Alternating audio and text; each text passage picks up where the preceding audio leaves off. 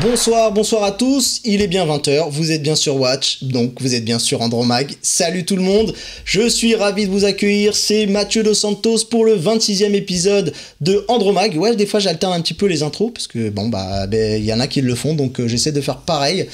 Comme vous le voyez sur ce plateau, Jason n'est pas là, mon binôme favori, mon acolyte de toujours, de la chaîne Restez Connectés. Allez jeter un petit œil sur notre chaîne YouTube qui grimpe petit à petit et ça fait plaisir. L'instant promo est terminé, je vais passer à celui de mes amis. Salut Adrien, ça va ? Salut Mathieu, ça va ? Adrien, Mouvely.fr. C'est ça. Notre acolyte, il se greffe un peu à l'équipe avec nous. Pour parler de quelqu'un d'autre aussi qui se greffe à l'équipe gentiment mais sûrement, c'est Teddy. Teddy qui préfère les lundis soirs que les mercredis.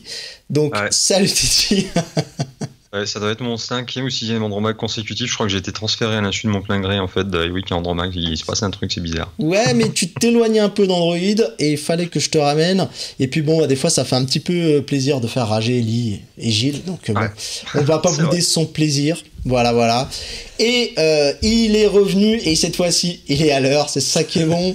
Donc, on a Victor sur le plateau, Victor de La Postec. Bonjour Mathieu, merci encore de l'invitation.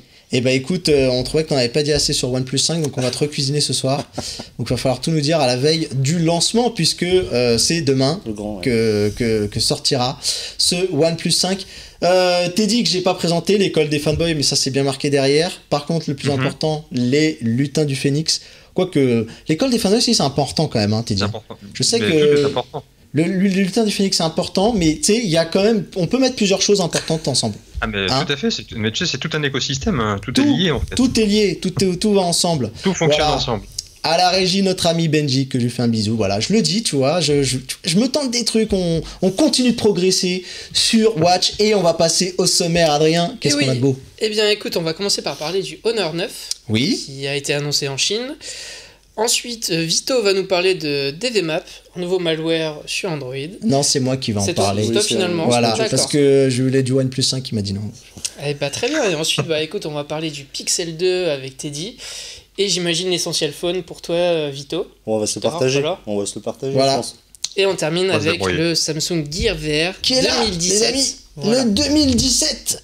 Hop, et oui, je le montre parce qu'il y a l'autre qui est à côté, juste à côté, le 2000, je sais plus combien, 14, 15, je sais 15, plus. 16, voilà. Allez hop, j'ai voulu lancer un truc, je me suis... Allez, on démarre après ça.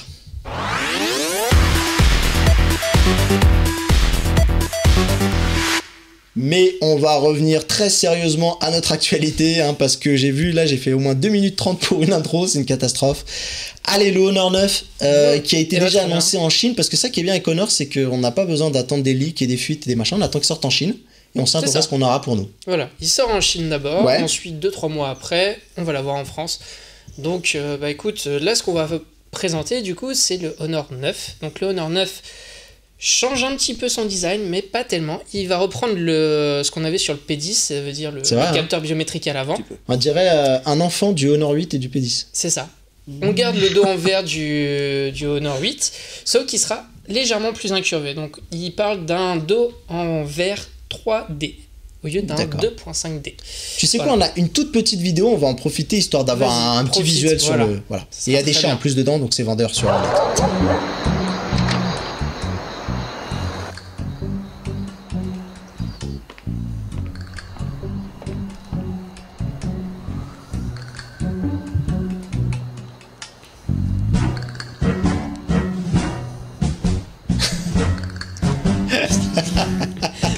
Voilà, les chats, tac, regarde, tac, bim, c'est fini. J'espère que c'était un vrai chat. Et même lui, c'est on aurait dit un bruit de ventre, tu sais, quand t'as faim. Bon, voilà, donc tu étais, pardon, je t'ai interrompu pour ça, c'était un peu triste. Mais donc du coup, voilà, on va continuer sur l'Honor 9. Il va reprendre la fiche technique en fait du P10. D'accord. Ce qui fait qu'on va retrouver un Kirin 960 pour le processeur. Ouais. Et par contre, gros boost niveau RAM, puisqu'on aura 6 Go de RAM. Alors j'ai vu qu'il y avait peut-être une déclinaison de 4 aussi. Peut-être 4, mais... histoire de nous mettre un tarif un peu... Hop. C'est ça, si avec 64 Go de mémoire ou 128. Et toujours un port SD, toujours un port infrarouge. Tout ce qui fait en fait vraiment le Honor, enfin le côté Honor, avec les caractéristiques d'un P10 de Huawei. Alors, au niveau de la batterie, j'ai une info, moi c'était 3100 mAh. Et j'ai vu des prix, alors c'est des prix hors taxe en Chine. Chinois, et on m'a dit, alors en dollars c'était $360.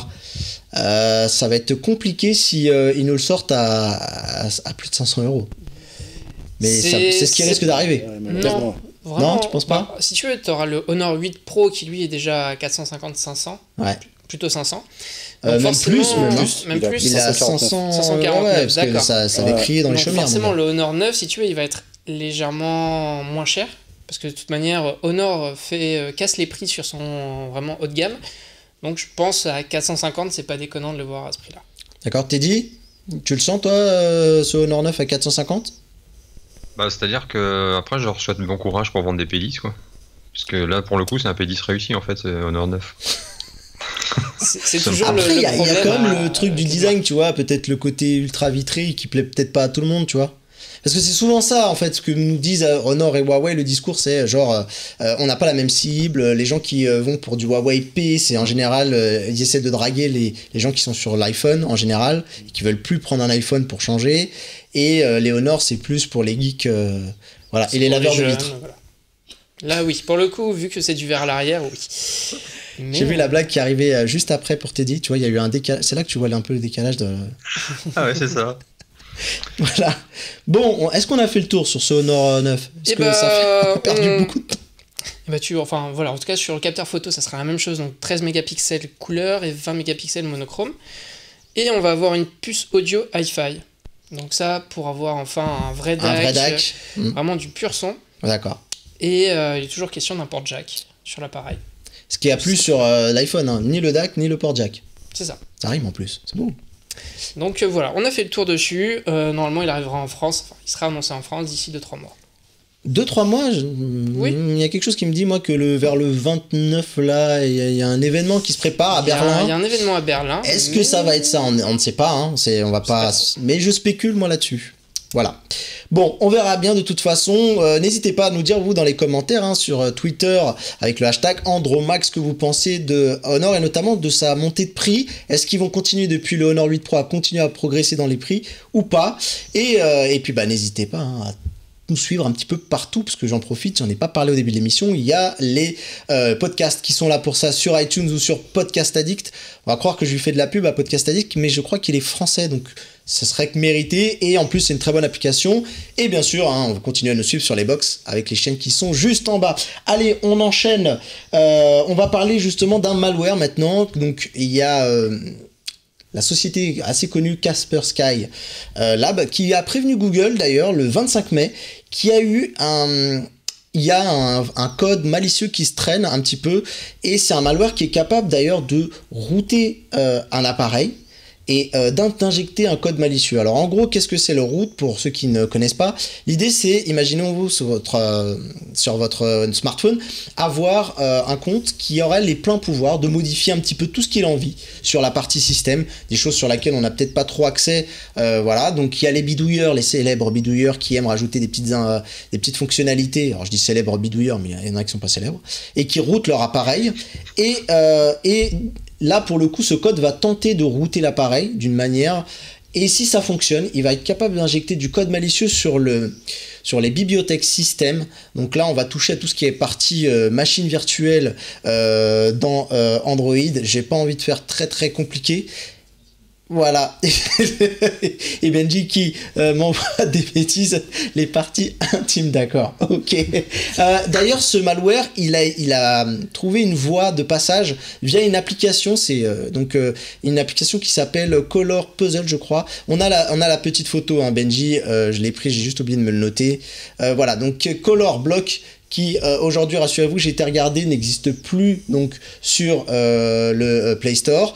Donc Google a réagi, mais malheureusement, alors il y a des smartphones qui ont été infectés, les amis, mais qui ont communiqué avec un serveur à distance. Donc l'idée c'est d'aller choper des informations sur nous, hein, des informations précieuses. Et en fait, ceux qui ont été infectés ont envoyé une requête, mais à distance, il s'est rien passé de l'autre côté.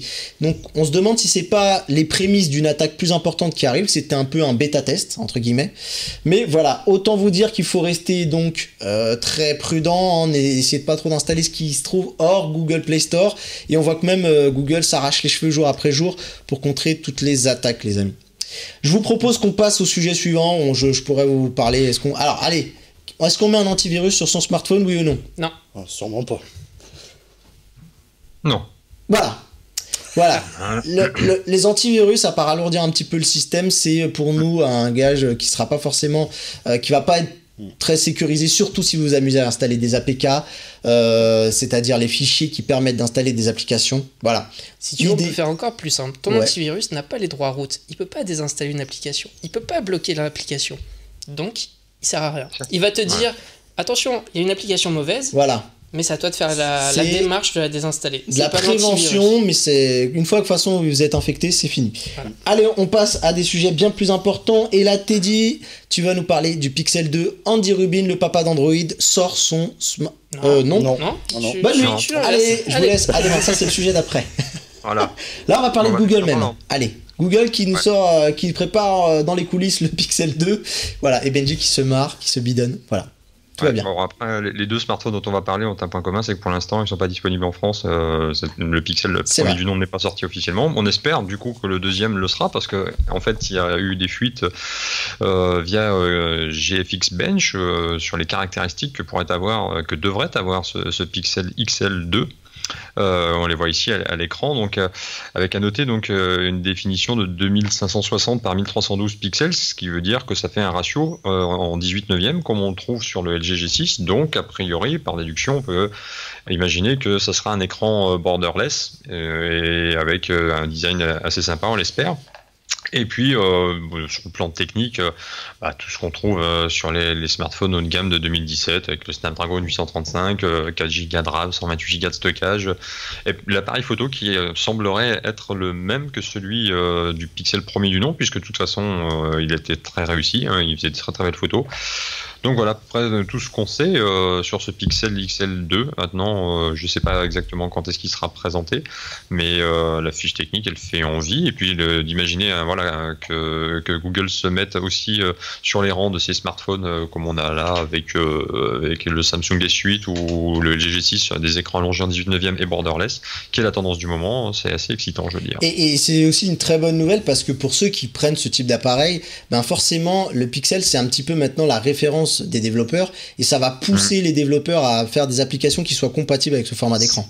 C'est ça la bonne nouvelle en fait, parce que à deux titres déjà, pour ce que tu viens de dire, effectivement, ça va inciter du coup les développeurs à se pencher là-dessus, et donc du coup tous les autres appareils qui sont 18/9 en profiteront, que ce soit le LG G6 ou le Samsung Galaxy S8 et S8 Plus. Et puis l'autre bonne nouvelle aussi, c'est qu'en fait le Pixel premier du nom, toi tu l'as eu entre les mains. Alors là en test sur Rester Connecté si vous avez envie. Juste avant que tu en profites, que tu nous donnes d'autres informations, pardon. Je crois que tu avais pour nous une vidéo d'ailleurs. Ouais, alors c'est un concept qui reprend ce que je vous ai dit en fait, les éléments qui ont fuité sur GFX Bench.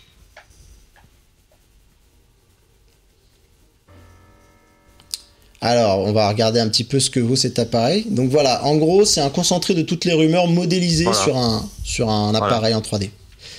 Voilà.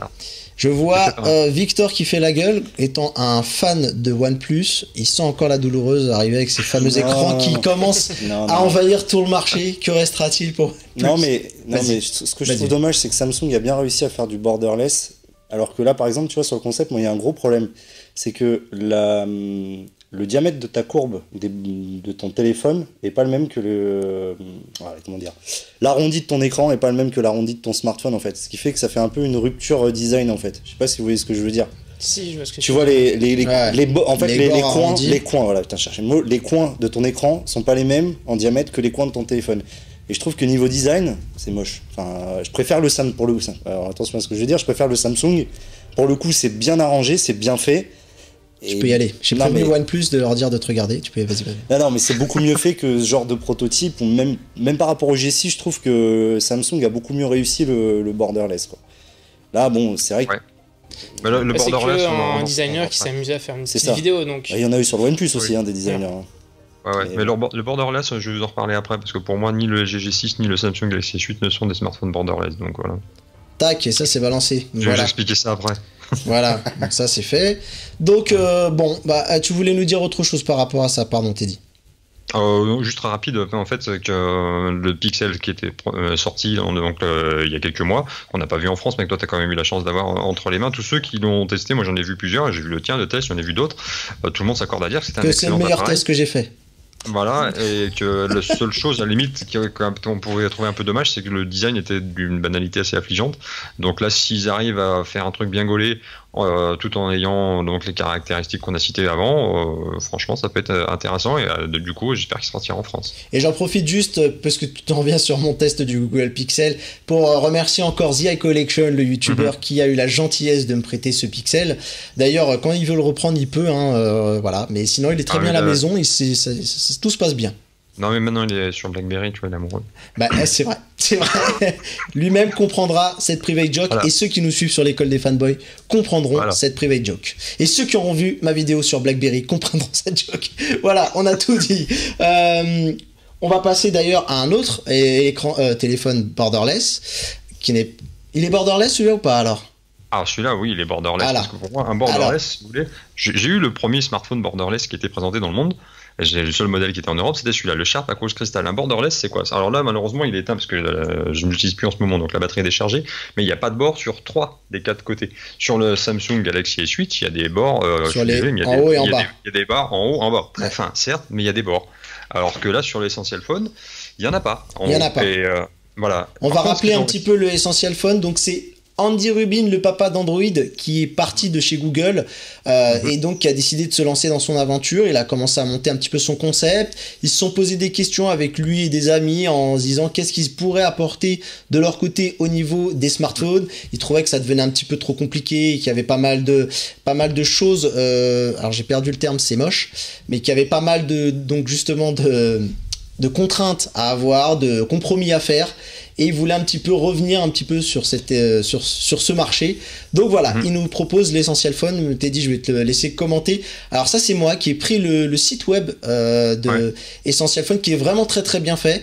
Donc vous voyez cette magnifique animation un petit peu laguée, c'est moi qui bouge la souris, voilà, qui vous montre un petit peu tout. Et là d'ailleurs, on voit même que ce téléphone, il sera bien plus que borderless, Teddy.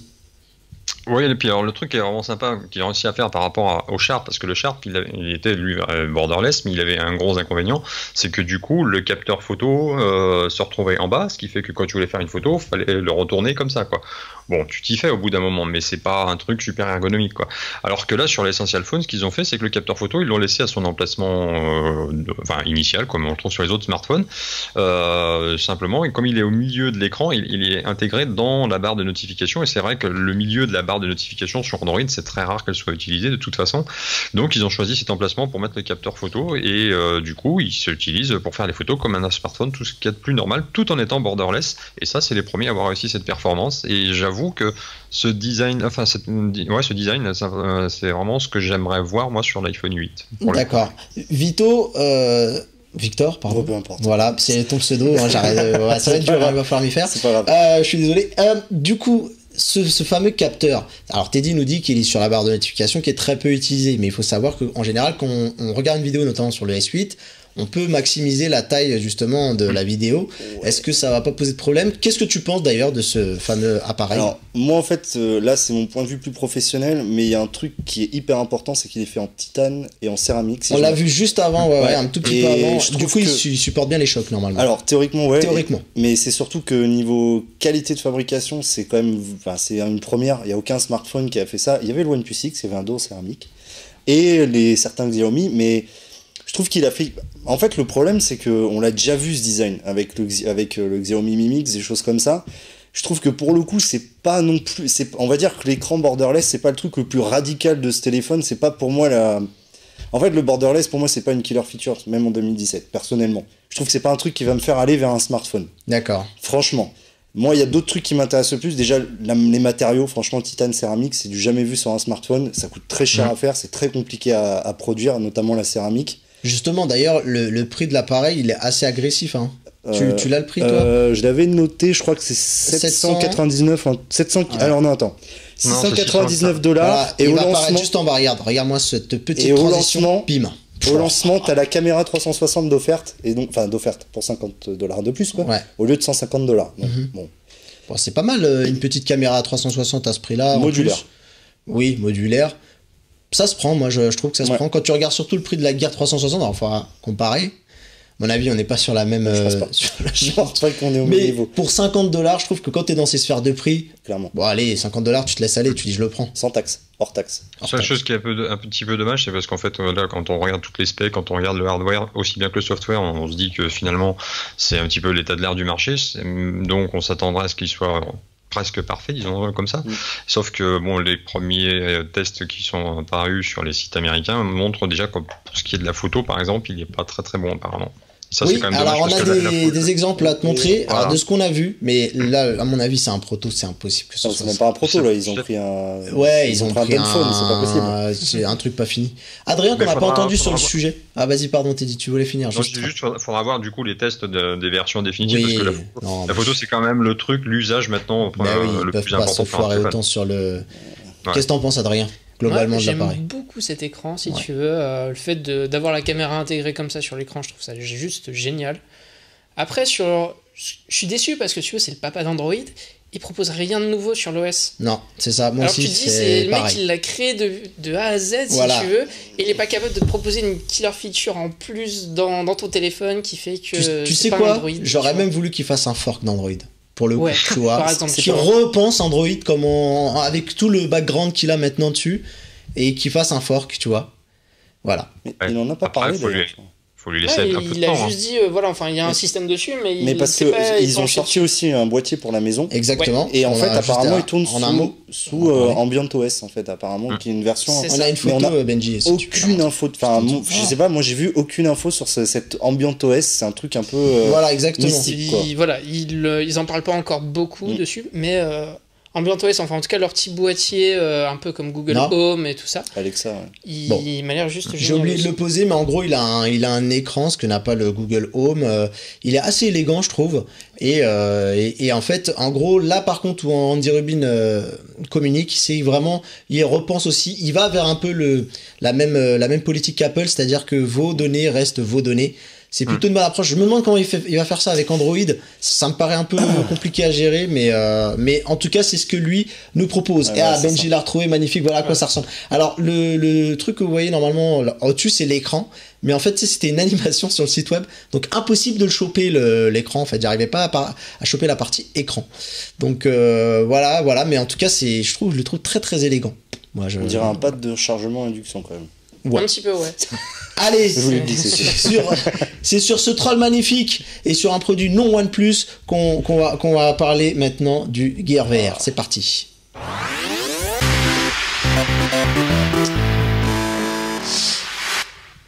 Voilà les amis, donc on a beaucoup parlé du Samsung Galaxy S8, on a pas mal d'émissions, on a eu Steven, le youtubeur, qui a fait pas mal de plaisir à beaucoup de monde d'ailleurs, on vous remercie parce que ça fait pas mal de vues, et on a parlé aussi avec les amis de l'école des fanboys quand on a eu concrètement le téléphone entre les mains, et là, maintenant on va parler un petit peu de ce qu'il y a autour de ce Galaxy S8 et S8 Plus, donc le casque de réalité virtuelle, le Gear VR, que j'ai ici entre les mains. Alors, j'ai ici l'ancien modèle pour que vous fassiez un petit peu la différence et le nouveau modèle. Voilà, faut savoir que ce produit, il est fait en collaboration, je cherchais le logo, il est juste là, avec Oculus, donc la société qui est assez connue maintenant pour faire des casques de réalité virtuelle qu'on met directement sur un PC, donc il faut une grosse machine et voilà.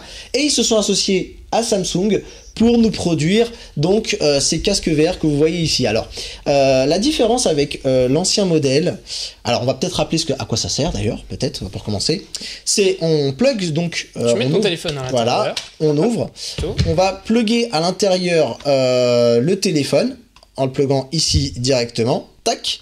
Bon là j'ai ma coque donc ça va être compliqué, ça va pas rentrer, vous m'excuserez. Et ça va s'adapter en fonction de si vous avez un S8 ou un S8 Plus.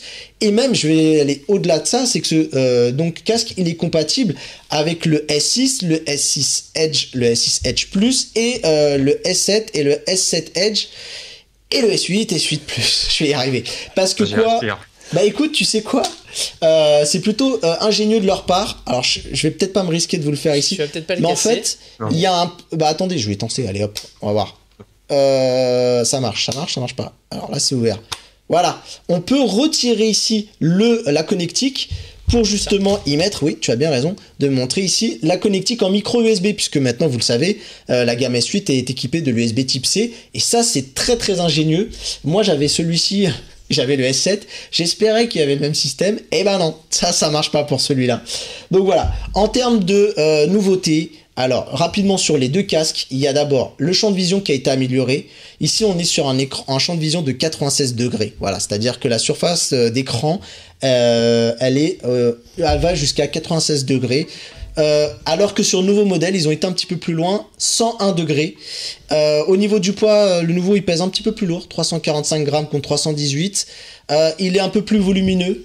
Mais par contre, la vraie nouveauté, les amis, et là où ça prend tout son sens, c'est ce petit remote, cette petite manette qui a été introduite sur le nouveau casque.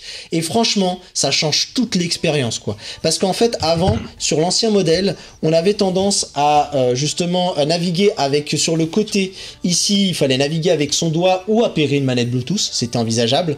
Mais voilà, c'était les seules possibilités qu'on avait, donc on peut régler le menu, aller faire home, retour, etc.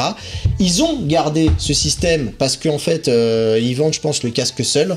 Je l'ai vu, je crois, il était à 50 € récemment, le casque seul. On peut le trouver à un prix plutôt intéressant, entre guillemets. Et mais là, la remote, franchement, ce casque sans la télécommande, franchement, ça n'a pas intérêt.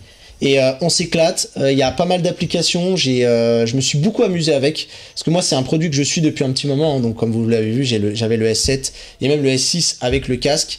Il y a quand même 700 jeux et expériences VR proposés, et il y a un truc qui est assez fabuleux sur ce contrôleur, pardon, c'est on le voit donc dans la réalité virtuelle, il se modélise, et en fait tu sais quand vous posez le doigt ici, le pouce ici, il voit le doigt où vous l'avez posé précisément, et ça c'est très très fort. La manette elle est super intuitive, ça ressemble un petit peu à ce qu'on a vu sur le HTC Vive, un petit peu, il y a un petit peu de, voilà, on peut aller dans le menu, on peut faire un retour, on peut régler le volume, c'est à pile. Malheureusement je trouve que le casque il est un petit peu cher pour démocratiser vraiment la VR, il est à 129 €. C'est un petit peu cher pour un casque où on doit mettre un téléphone à déjà très cher. Oui, mais sinon juste une expérience VR avec un casque classique, c'est mais je te rejoins. Mais je pense que je pense que c'est vraiment pour les early adopters et les enthousiastes. Et vraiment, par rapport à ça, par rapport à la VR, tu as des salles d'arcade VR qui ouvrent à Paris et qui ouvrent aussi dans toute la France en ce moment. Exactement. Donc tu vas pouvoir essayer la VR pour juste une trentaine d'euros pour une petite heure. Et pour rappel et pour finir, parce qu'on va devoir conclure, il faut savoir qu'il est compatible Daydream, il va devenir compatible Daydream, donc qui est la solution VR de Google. Il y a vraiment de belles choses si vous allez sur la chaîne YouTube de Google. Ils font quelques petites vidéos où ils nous font des démos de ce qui se prépare. C'est vraiment très sympa. Teddy, je vais te laisser le petit mot de la fin. Je veux juste te dire qu'en fait, en plus de ça, le Gear VR est, sauf erreur de ma part, de toute façon, le casque de réalité virtuelle le plus vendu à l'heure actuelle dans le monde. Et le plus abouti, selon moi. Voilà, et tu parlais tout à l'heure qu'il était fait en collaboration avec Oculus. J'ai lu récemment qu'en fait, le Gear VR, c'est un peu la bouée de sauvetage en ce moment d'Oculus, parce qu'à l'inverse, leur modèle, qui se branche au PC, etc., lui, se vend très très mal. Donc, c'est un peu le Gear VR qui les sauve, quoi. Très bien. Bon, on va vous laisser sur cette conclusion. Merci Victor d'être venu nous voir. Merci. J'espère que tu auras envie de revenir ou pourquoi pas faire des apparitions sur Skype. Adrien, merci beaucoup. Merci beaucoup Mathieu. Teddy, les lutins du Phénix, on y va toujours, on y croit, on pousse. Toujours, ouais. Là, on prépare notre 3e animation qui a lieu le 27 juin à l'Institut Gustave Roussy sur les Power Rangers cette fois-ci. Voilà les amis, sur ce, c'est ici qu'on s'achève l'émission. On vous fait de grosses bises à tous. On vous dit à la semaine prochaine. Bye bye et à bientôt sur Watch TV.